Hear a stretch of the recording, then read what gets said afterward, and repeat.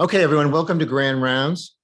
We're getting started a little late today because the nurse anesthetists have the room till 8 o'clock. So we might just have to consider starting at 8:05 because of that. Okay, this is today's CME code, PUFEM. All right, for the faculty, benefits. So this is the email on the right that everyone got, that actually almost nobody got, but then I sent it out to everyone. We have 2 weeks to sign up for benefits. Do not go to Duke at Work. There's no useful connection there. This click here for supplemental life insurance enrollment, that works. You click on that. You say, I elect to do the same thing the PDC was doing for me. You click yes. Voluntary short and long-term disability.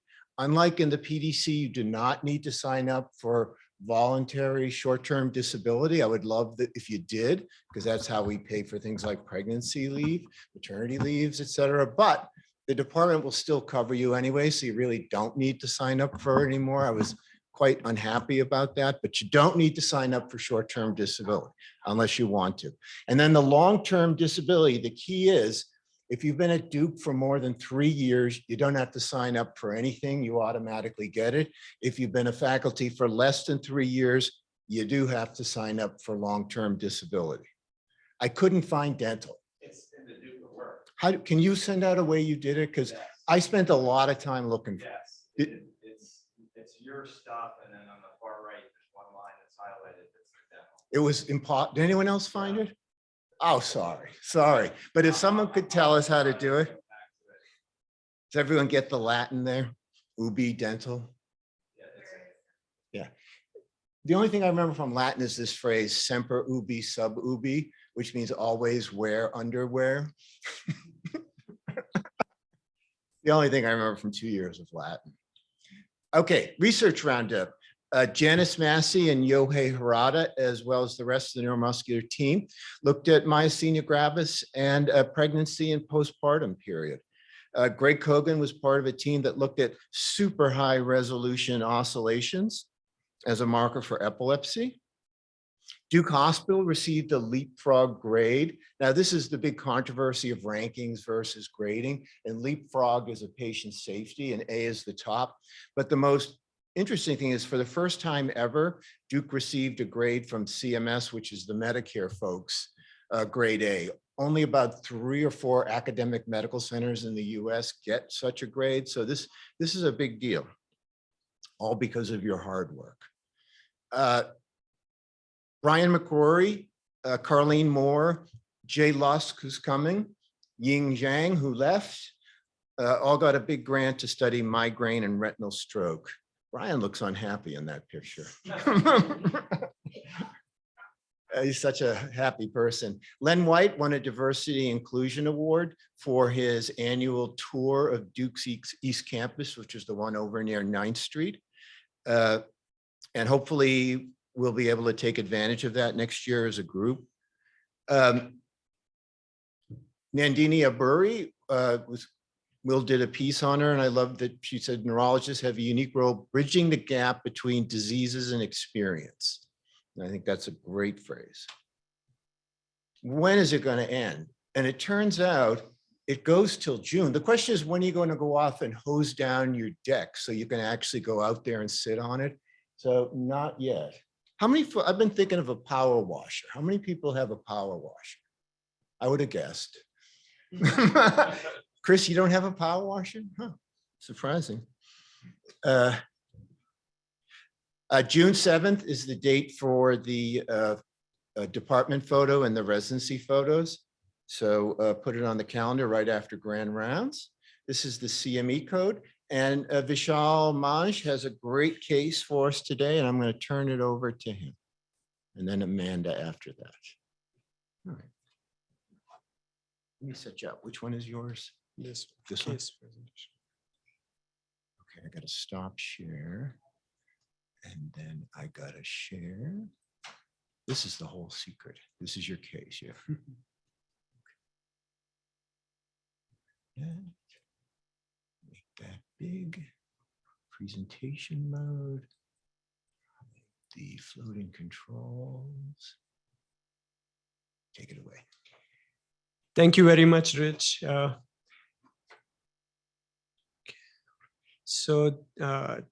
This was a 26-year-old female who came in to our Duke Regional ED with convulsive seizure. She had anxiety, insomnia, music playing in her head constantly, paranoia and mania that started about 5 days prior to the presentation. She went to outside ED 2 days before and was discharged on lorazepam, hydroxyzine, and melatonin without benefit. On my exam, she had normal neurological exam, but she had pressure and tangential speech, was hypomanic and hypervigilant. So we started her on continuous EEG monitoring that showed frequent left temporal onset seizures with secondary generalization. She was loaded with Keppra and then Vimpat. So her seizure stopped after a few hours. LP was done that showed elevated WBCs, mostly lymphocytes, proteins and glucose were normal. She was started on IVIG for suspected autoimmune encephalitis. Her meningitis panel was negative as well. Psych was consulted for acute onset psychosis, and she was started on PRN olanzapine. So far, so good. I went there next day, and a behavioral emergency was called on floor because she had labile blood pressure and heart rate. She was very agitated, had excessive secretions, and saying things over and over, lip smacking, teeth grinding, oscillating eye movements.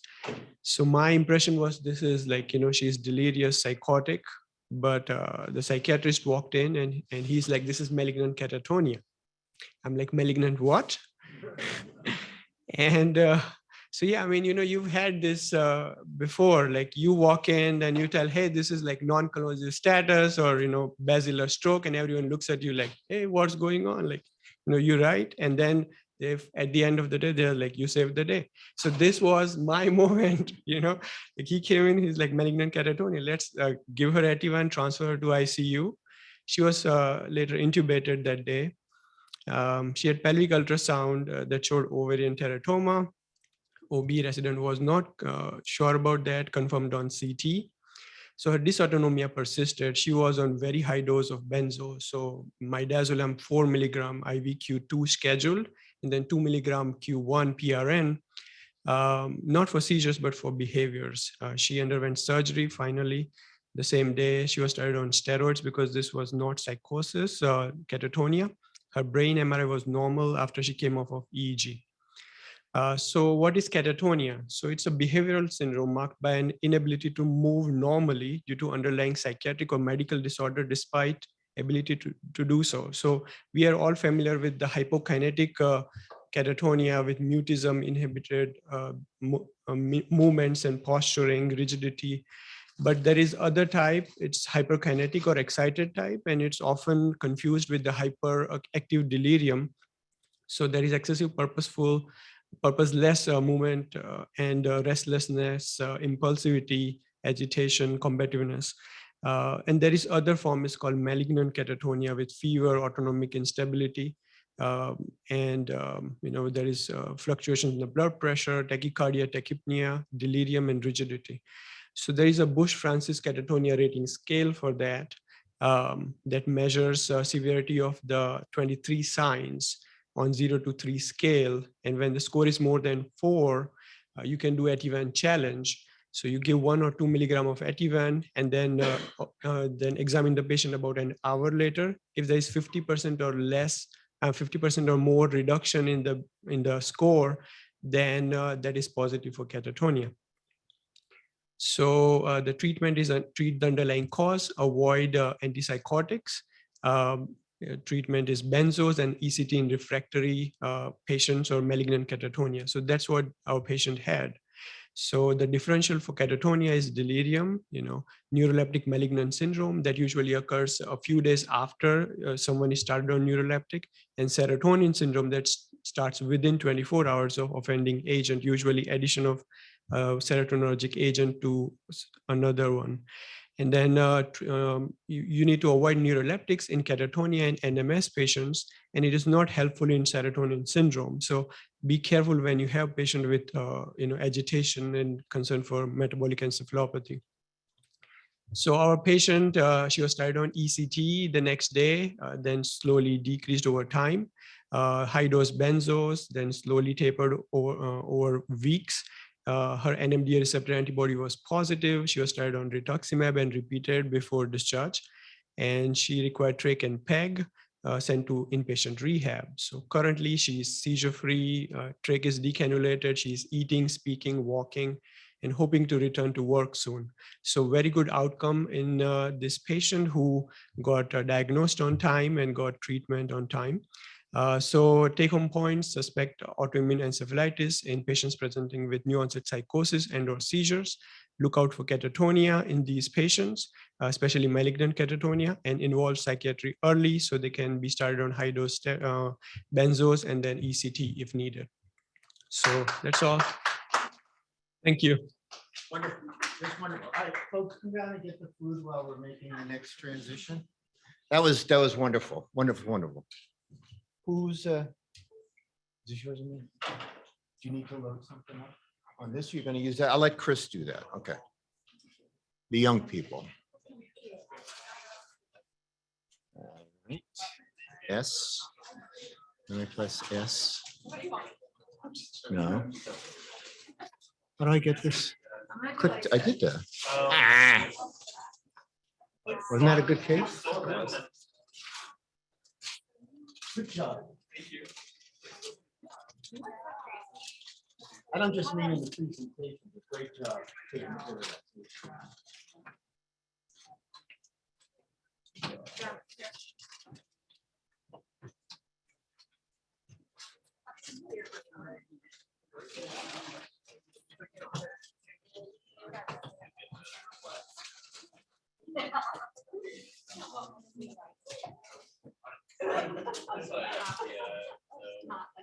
The only thing that we've done in the past is we moved this down to the speakers on the laptop.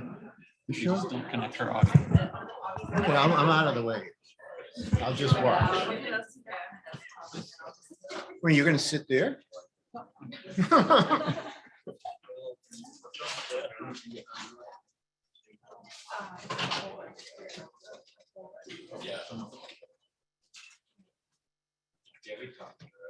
Just say when. We're doing, you have to stand up. Oh, you're gonna do the intro.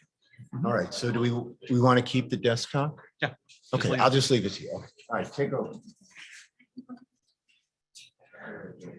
All right, so it's that time of year again, basically, where we start doing the chief resident grand rounds. So this will be my very likely last year introducing the chiefs, and I'll hand over to Suma for the next year. To kick off the series this year, we're going to have Amanda Currie, who is one of our PGY4 residents. I think most of the people in the room probably know Amanda. So she did her undergraduate degree at Macalester. She did her medical school training at University of Tennessee. And throughout that time, actually was working at Vanderbilt as well, where she did movement disorder research and has several publications in the field of deep brain stimulation. She's going to be going on to do fellowship in Gainesville at University of Florida in movement disorders, where I'm sure she'll do well. And today she's going to be speaking to us about residency training through COVID, something that I think most of the people in the room can probably relate to. So, Amanda, it's all yours.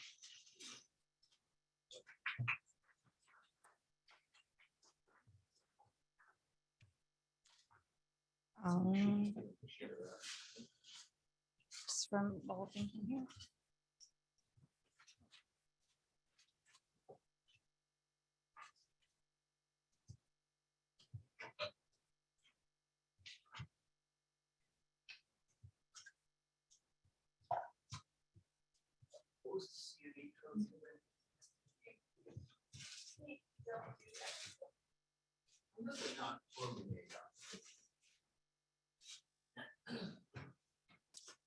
All right, everyone. Thanks for coming. Thanks for your kind introduction, Dr. Eckstein, and thanks to all of you for joining us in person and virtually.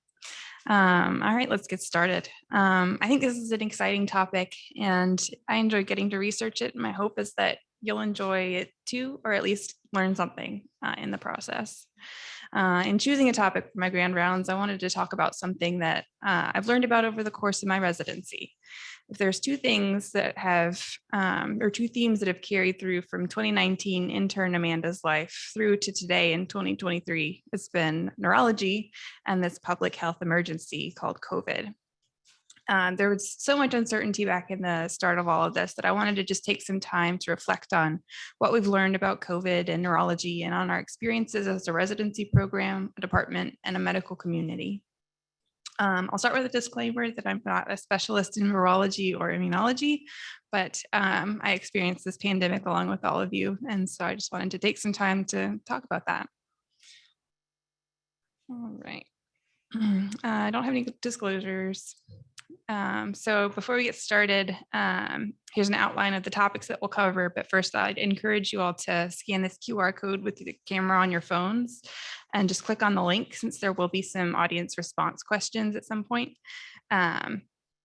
It's a little later in the presentation, but that way we'll be ready to go once it comes. And I'll put the QR code again later in the presentation.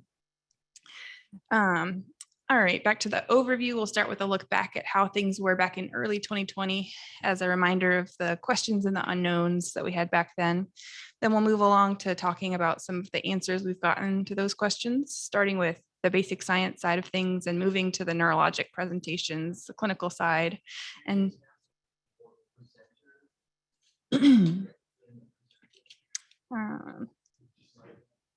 yeah, skip it. Try skip it. No. I'll bring it up.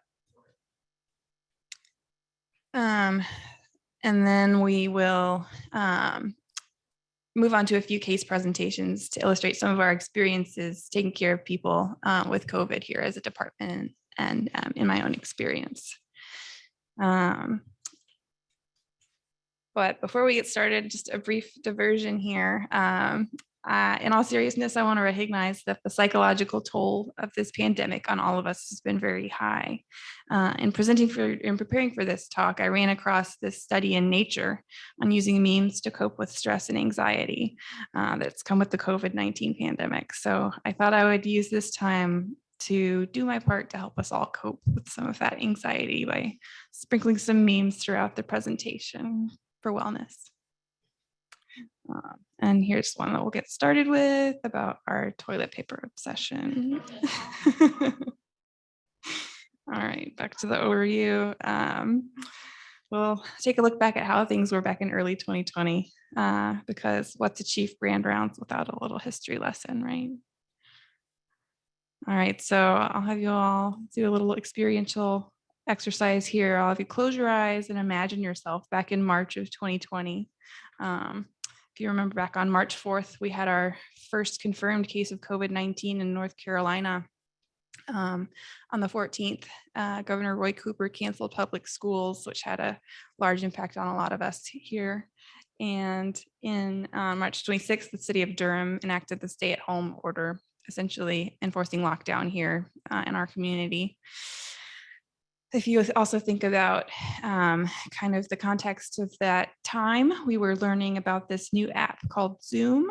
We were relearning how to don and doff all the PPE that we could find because we didn't know how the virus was transmitted and how to protect ourselves best. That was back before there were home antigen tests and when all the COVID PCRs were run in batches twice a week. We had to wait for those. I remember taking care of a PUI or a person under investigation, was fully protected with PPE the whole time, but it was still required to take my temperature twice a day for 2 weeks and send it to employee health twice a day for 2 weeks. So what a time to be in training. We also remember these drive-through COVID testing sites, people stepping up in tremendous and unprecedented ways to cover roles that had nothing to do with their job descriptions. And there was also plentiful use of that word, unprecedented. Back when it was before the days of remdesivir and Paxlovid, back before we had no idea how to defend ourselves against this virus, and we're willing to try almost anything, even drinking Lysol and repurposing old anti-malarials.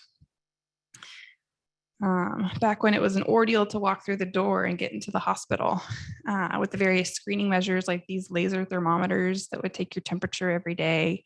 And they always seemed to indicate that I should have been undergoing targeted temperature management protocols. And that was okay as long as it was below 100.3.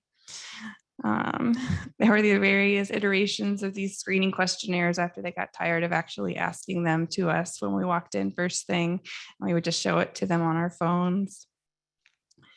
If we were lucky, we would get a sticker that we could affix to our badges and would let us move about the hospital for the day.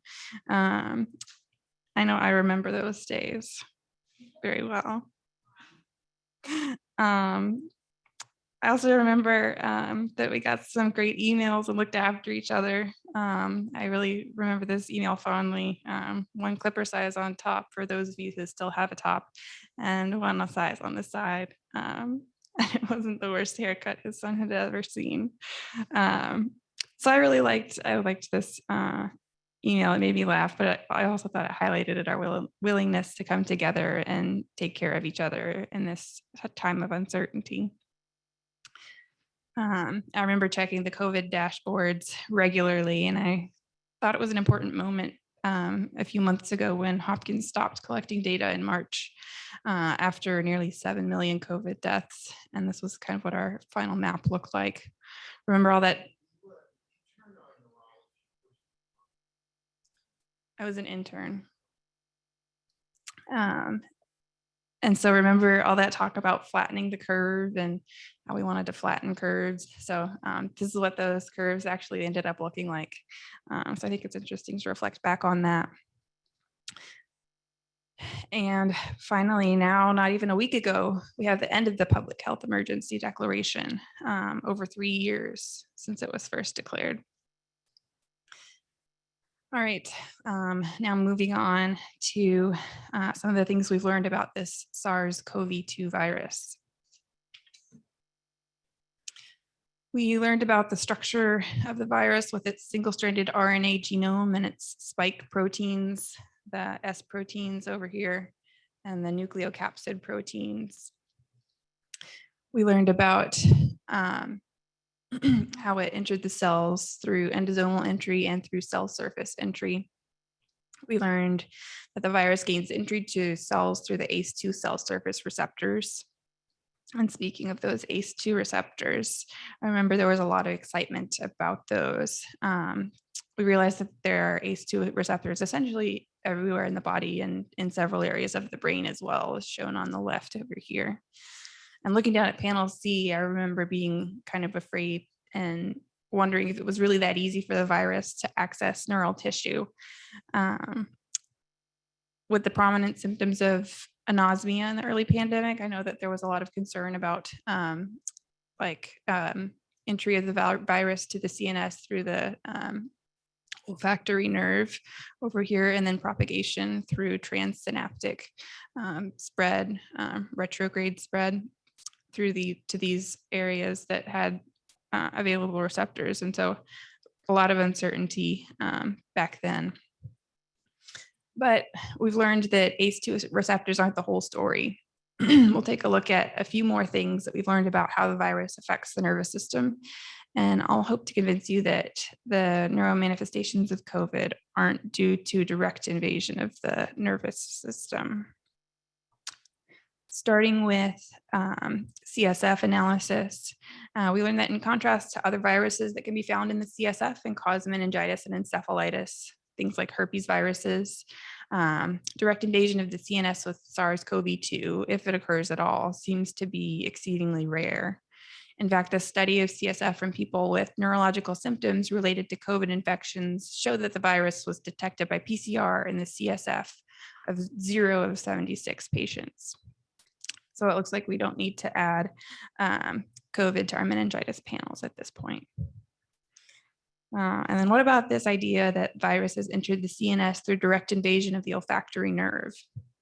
There have been several postmortem studies, including this one by Meinhardt et al., of 33 individuals who died with COVID, looking at the viral load in various tissues.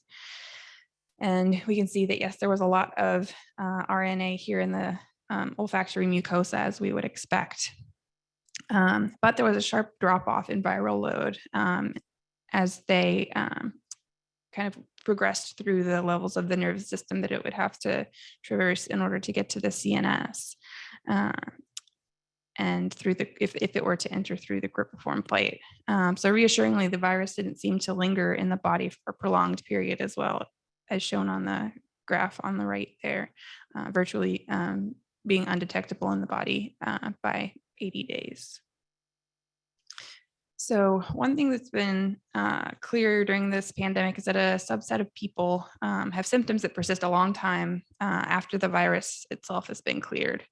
Yeah, I got back from AA a few weeks ago, and there was some talk about viral antigens persisting in certain tissues. This was a recent study published by Swank et al. That showed that some antigens, and particularly the spike proteins, persist in the plasma for at least 10 months in individuals experiencing symptoms consistent with post-acute sequela of COVID, or PASC, also colloquially known as long COVID. I think we'll be hearing more about this antigen theory in the coming months, but it's right now it's a preliminary hypothesis and isn't widely agreed upon yet, but it's something interesting to explain the findings that we're seeing. Moving on to an imaging-based study, the UK Biobank study involving 785 individuals aged 51 to 81 who enrolled in a prospective aging study and underwent baseline MRI imaging before the pandemic started. 401 were positive for COVID, tested positive for COVID between the two scans, compared to 384 controls, and on average, 141 days elapsed between diagnosis and the second scan. One of the striking findings that is highlighted here on the right is that people who had gotten COVID had decreases in global brain volume compared to controls. And this effect was more dramatic for people who were older. Furthermore, they commented that they did specific analysis on areas of gray matter loss and found that there was preferential atrophy in the limbic and olfactory cortical areas.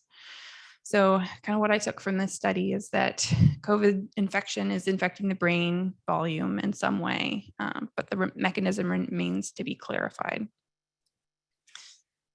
So this brings us to the current leading theory about the neurological manifestations of acute and chronic COVID symptoms, at least as I understand it. That they're due to systemic inflammatory para-infectious responses or immune-mediated post-infectious responses. They could be explained by persistence of some viral antigens in certain locations, but not through direct viral invasion into the nervous system or through persistence of the virus itself in the body. All right, I didn't forget about the memes. Here's another one. And another one. All right, next we'll move on to what we've learned about the neurological manifestations of COVID-19. And this is where the poll comes into play. If you could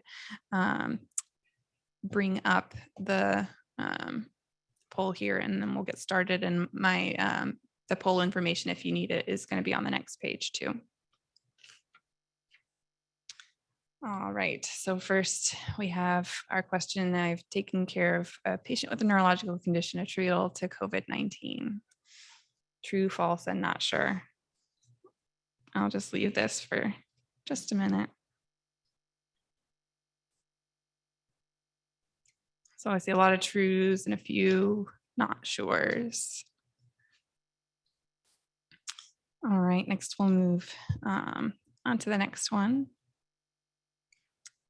This will be a word cloud type presentation or type question where I just want to know what neurologic condition that patient ultimately had. And you can put in multiple responses if you've seen multiple people with neuro COVID symptoms. I'll leave this open through the rest of the presentation, and you can continue to respond, and we can come back and take a look at at the final word cloud at the end.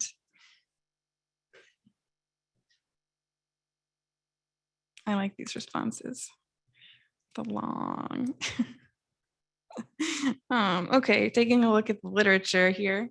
Most of the early reports in the literature of the neurocomplications of COVID were in hospitalized patients, naturally.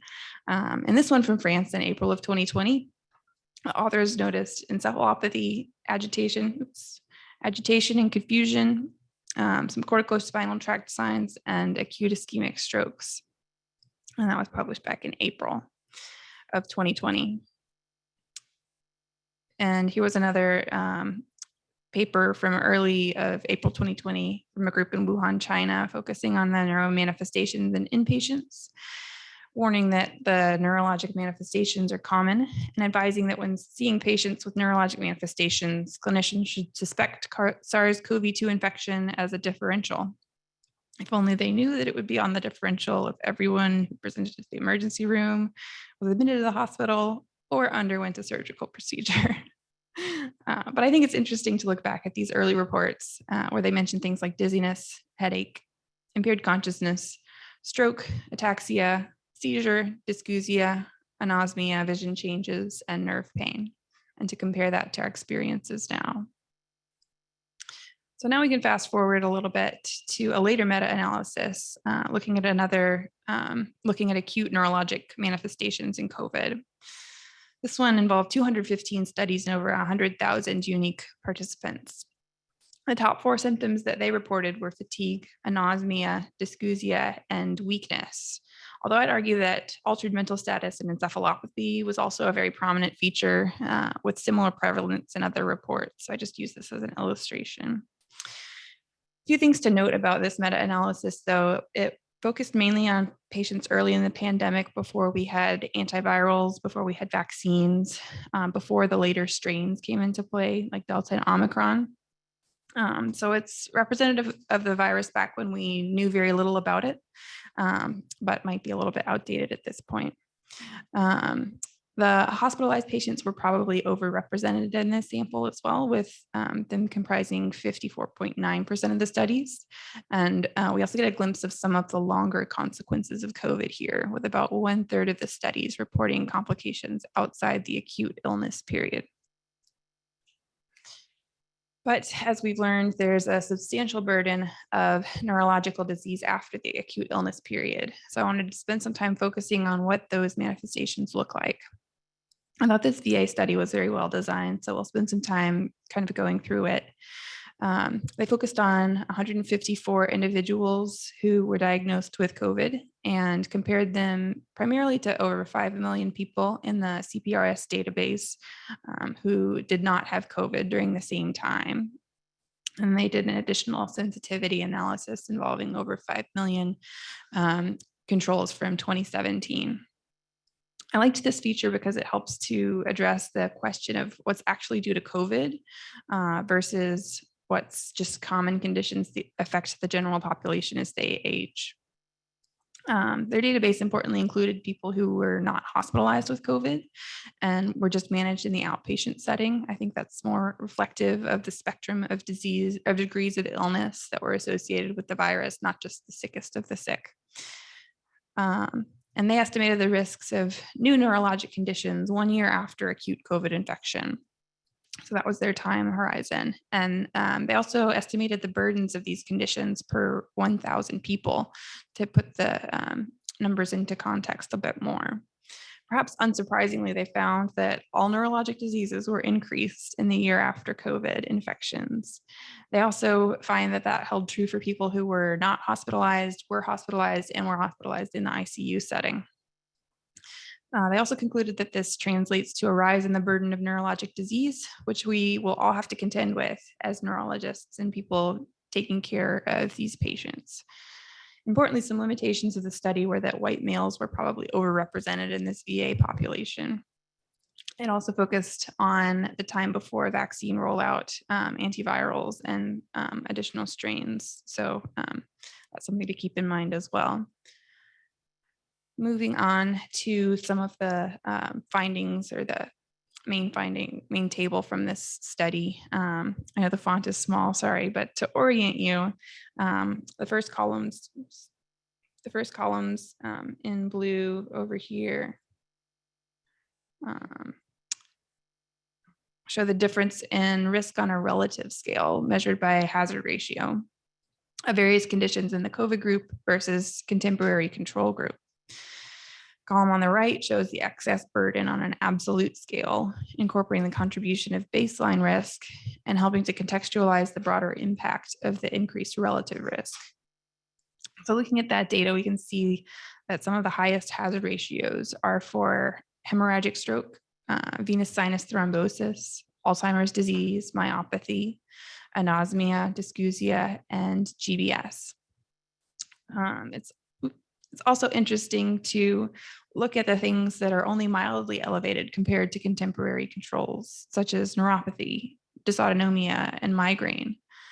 Then we can look to the right and see the relative burdens of these conditions and see that common things being common, the excess burden is highest for things like cognition, memory disorders, peripheral neuropathy, mental health disorders, musculoskeletal disorders, hearing tinnitus, and dizziness.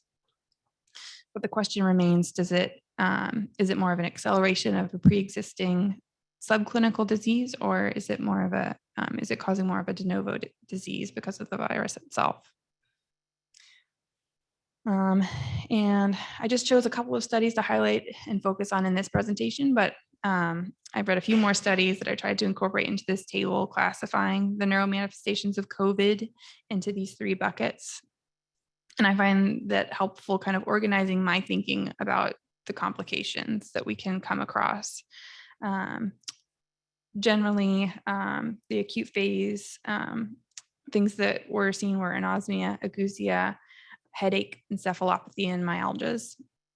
Whereas the para-infectious complications related to kind of cytokine release and systemic inflammatory response were things like acute disseminated encephalomyelitis and acute necrotizing encephalopathy, Guillain-Barré syndrome, encephalitis, but not due to direct viral invasion. Stroke and seizures were common. And then in the post-acute setting, or post-acute sequela of COVID, we have anosmia, dysgeusia that persisted for months after the infection, memory and cognitive disturbances, insomnia, sleep disturbances, chronic fatigue syndrome, headaches, vertigo, and tinnitus, autonomic dysfunction, small fiber neuropathy, Parkinsonism, chorea, tics, and functional neurological disorders.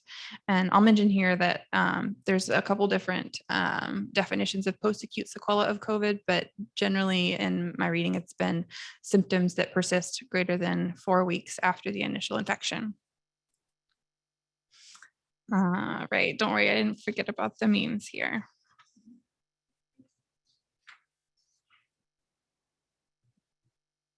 All right, finally moving on to the cases now. This one was a case that I saw on the consult team. He was 46 years old, Spanish speaking, vascular risk factors. He was transferred as an outside hospital transfer to the MICU for severe COVID.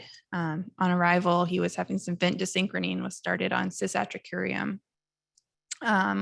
We were consulted a few days after his arrival for an unreactive right pupil. We went to go and examine him. He was intubated and sedated, but off of the paralytics. His right pupil was fixed and unreactive in a down and out position. He had no movement of his extremities. They had gotten a CT brain before consulting us and is shown here. Unfortunately, he had hard progression of his stroke, developed multi-organ failure, and family ultimately withdrew care. A few extra notes on this case. COVID has been associated with arterial, venous, and hemorrhagic strokes. So basically the whole variety of strokes can be associated with COVID-19 infections. It's hypothesized that the pathophysiology of that is related to coagulopathy associated with like systemic inflammatory responses, endothelial cell injury, where the virus does directly invade the endothelium, and immobility, which you'll remember from med school is the Virchow triad, which is absolutely a setup for DVTs and strokes. And then the therapeutic anticoagulation through an interesting facet into this, because we had a lot of people who had severe pulmonary disease who were on ECMO and were on therapeutic anticoagulation. And so you had this thrombotic state, but also a hemorrhagic state too, that you had to contend with and kind of balance. Some of the additional things that I wanted to highlight just based on my experience are that stroke codes during this time were a huge learning experience for me. One thing that I kind of took away from it is I incorporated the nasal swab as part of my NIH. I thought it gave some great information about various neurologic functions of the nervous system, including sensation of cranial nerve 5, symmetry of facial movement, often limb movement or motor localization, sometimes even a verbal response, depending on the patient. And can you imagine, I know some of us remember doing those stroke codes down in the ED, trying to communicate with a patient who is hard of hearing, you're wearing an N95 and a face shield, there's a giant fan making noise in the room. It was a mess. And then imagine doing that with an iPad interpreter where the volume doesn't go up very loud at all. It was quite a challenge. On a more serious note, some of the unique challenges that this case highlighted for me included the barriers that donning and doffing of PPE created to patient care, limiting assessments by us as neurologists, but also as by nurses doing neuro checks, which could potentially delay time to identification of key exam changes like these blown pupils in this case. The pandemic also made family meetings a lot more difficult because there was so much of the nonverbal communication during those meetings that got lost either behind the PPE or in having to do them over platforms like Zoom or virtually even on the phone. And then there was the heartbreaking reality that there was a long time when families couldn't be with or say goodbye to their loved ones that were dying in the hospital. Just wanted to take a moment and remember this case. It kind of stuck with me. But moving on to cases that are not quite as poor outcomes. This is a case that we saw in the general neurology service that hopefully some of you will remember too. So she was 23 years old and was diagnosed with COVID 3 weeks prior. Came in with some confusion, dysarthria, abdominal pain, nausea, and non-bloody, non-bilious emesis. She was febrile and tachycardic, had some scanning speech, ataxia in limb movements, and also gait. Her CT brain initially was unremarkable, as was her lumbar puncture. And we at Duke Neurology love some good imaging. So on the left, you'll see the imaging that was done at the outside hospital, showing a cytotoxic lesion of the corpus callosum. Over on the left on the diffusion sequence, which I don't know how well it presents up there, but it does diffusion restrict on the ADC map to the right, but did not enhance with flare or did not enhance with contrast either. For this patient, she was treated with 5 days of IV Solumedrol, 1 gram per day, and did seem to improve clinically, at least from a speech standpoint and a mental status standpoint. We got repeat imaging about 5 days later. And you'll see that the cytotoxic lesion had almost completely resolved in the corpus callosum. And the ADC had normalized as well. And there continued not to be any enhancement on flare or hyperintensity on flare. her hospital course, she was discharged to acute rehab, continued to have some of the cerebellar findings, but her mental status was pretty improved. And then she was discharged on a pio-prednisone taper and followed up in clinic. At one of the follow-up visits, she was noted to walk without a walker, but she still had some significant cerebellar symptoms. IVIG was tried and thought that this might be an immune-mediated process, but she didn't improve significantly with that, and so it was ultimately abandoned. Interestingly, here's the MRI that was done 6.5 months after her admission, and you can see here, especially like bringing your attention down to the cerebellum. Over on the left is the before image, and over on the right is the after. There's significant cerebellar atrophy, particularly of the cerebellar tonsils there. I don't have a lot of enlightening things to say about this case, other than there's still some mysteries and ways that we don't know how COVID affects the nervous system. And there's things that we're still learning, but we'll look forward to hearing what happens with this person. All right. Moving on to our next case.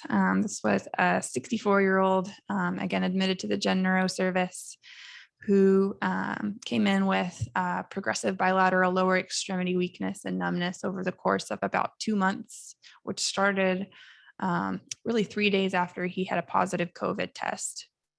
He first noticed weakness that kind of progressed up his legs, had sensory symptoms that started as allodynia, extreme sensitivity to touch and pain, which progressed to just a numbness sensation with a sensory level at his mid-thorax. At that point, he was also having some constipation and some urinary retention. His exam was notable for some dysarthria, some decreased strength in his bilateral lower extremities, but still pretty good. And then diminished sensation in his lowers without ataxia and relatively normal, maybe a little bit brisk reflexes. His LP did show a lymphocytic pleocytosis that was pretty mild. And then EMG was obtained to differentiate any potential peripheral involvement, and just showed length-dependent mixed axonal and demyelinating motor greater than sensory polyneuropathies without evidence of myopathy or motor neuron disease. Here's the imaging that we got of his spine, just kind of an illustrative image here. The interpretation was multifocal short segments of cord signal abnormality throughout the thoracic spinal cord, with regions of enhancement as highlighted over here on the right. These findings were felt to possibly represent a demyelinating process with active demyelination, or alternatively transverse myelitis, like in the setting of infectious or autoimmune phenomenon. His workup was also notable for a CT chest, abdomen, pelvis that was negative, but a PET CT showed hypermetabolic lymph node at the right pericolic area, as well as some rectal wall enhancement. So he ended up getting a colonoscopy that just showed a biopsy with a tubular adenoma.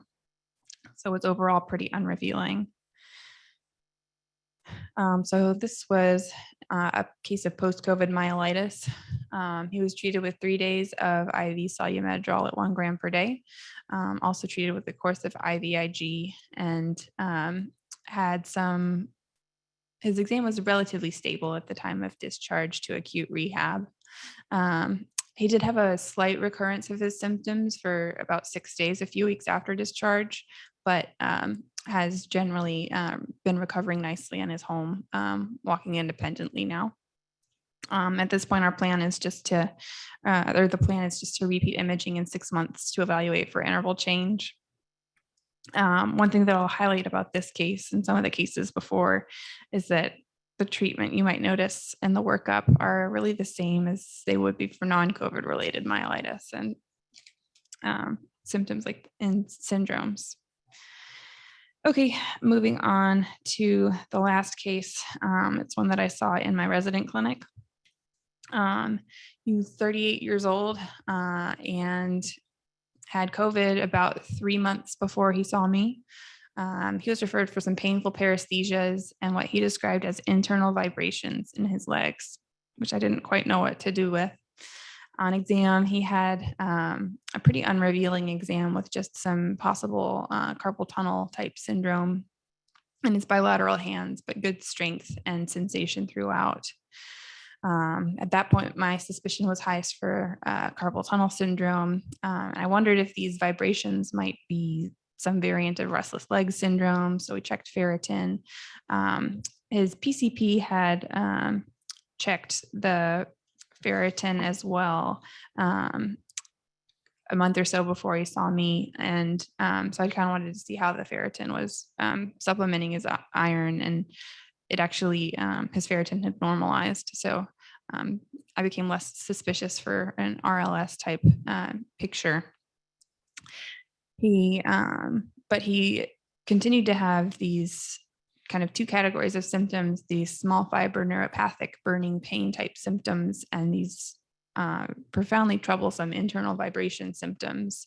And he would ask his wife, when they were sleeping, if she could feel any movement of the bed or anything, and she couldn't perceive any movement. He was having some of the vibrations when I saw him in the clinic too, and I couldn't palpate anything on exam in the way of vibrations. So it did seem to be kind of all internal, nothing externally manifest. So we ended up getting an EMG nerve conduction study and checked the neuropathy labs and decided to give ropinirole a try to see if it might help his symptoms. The EMG was normal and neuropathy labs were unrevealing. He only took the ropinirole for about a week and the gabapentin as well for about that same time. He stopped it due to lack of benefit, and he was also more interested in doing kind of alternative methods like yoga and meditation and various supplements. So I saw him back, and after these additional information that we collected, my updated assessment was that I thought he had a post-acute sequela of COVID, presenting with small fiber neuropathy and a functional neurological disorder to explain these internal vibrations or tics or internal vibrations that he was having. And he seemed pretty receptive to the diagnosis and agreed that his symptoms seemed to correlate with periods of increased stress at work. So here I will just highlight this preprint article more for its narrative value than anything. But I thought it was powerful in that it included quotes similar to the words that my patient used in the clinic. And the study design section particularly caught my eye in that it was inspired by a woman who developed these symptoms to such a distressing degree that she ended up committing suicide because she found the symptoms so intolerable. Unfortunately, that wasn't the only such case included in this article, which was a sobering finding for me and made me think about his symptoms in a different light. So in applying this to the patient that I was seeing in the clinic, my approach was to kind of validate his symptoms, let him know that this had been reported and other people were experiencing it. He wasn't alone.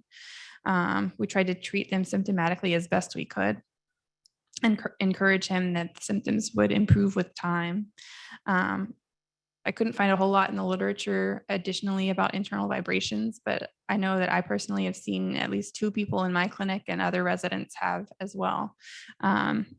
So it's something that I just wanted to bring up. And then broadening our scope to resources that we have for these people here in the clinic or here in the Triangle area. We have the COVID recovery clinic over at UNC, which I ended up sending this person to. And so that's available if you're needing some help with work up here. Another common manifestation is going to be some autonomic dysfunction. I just wanted to briefly review that the approach to the symptoms here, again, is the same as would be in the absence of a COVID. So starting with non-pharmacologic measures. If those fail, then starting first-line medications like beta blockers, fludrocortisone, and midodrine, but also highlighting some kind of surprising medications as second line, including mestinon and antihypertensives and antiarrhythmics as well, like ivabradine. and then ultimately requesting that or offering that you can refer to specialists if that workup ultimately comes up negative. And this is one such specialist who has made a career with dysautonomia and has particularly taken an interest in post-COVID neuropathy. She is out of Buffalo, and her group is out of Buffalo, but they do telehealth consultation. So this is another resource that might be available to you if you're running into some difficulties with your patients. Finally, I'll just mention this article that I found really helpful that presents a great review of some of the therapeutic approaches to the neuromanifestations of COVID. Just in case you have a particularly challenging case or want to learn more about acute and post-acute treatment options, I'd highly recommend this article. Finally, I'll end with some take-home points that we've learned about COVID. We've learned a lot about COVID and its neuro consequences. And I just wanted to kind of take a moment to appreciate that and reflect on that. And to comment that the neurologic complications are mostly para and post-infectious, and that direct viral invasion of the nervous system is the exception and not the rule. To comment that acute and post-acute neurologic complications can span every subspecialty in neurology. So it's something that most, if not all of us, will see. We have a lot to learn, especially regarding post-acute sequela of COVID-19 that's still evolving. On a practical sense, I had taken away that basically treating COVID-related neurologic symptoms is the same as you would in the absence of COVID.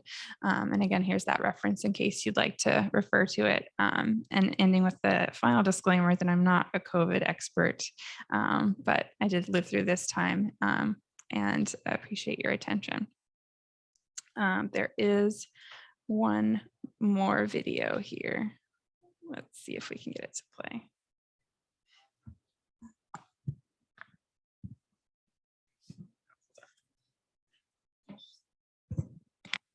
I want to. We're trying to, can you hear me, Judge? I can hear you. I think it's a filter. It is, and I don't know how to remove it. I've got my assistant here. She's trying to, but I'm prepared to go forward with it. I'm here live. I'm not a cat. I can see that. All right, thanks for your attention, everyone. Some questions afterwards. I think there's a group coming in. Thank you, Amanda.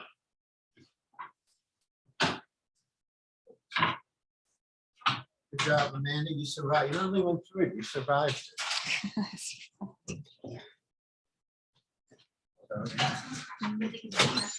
That's outside the door, or right outside this door.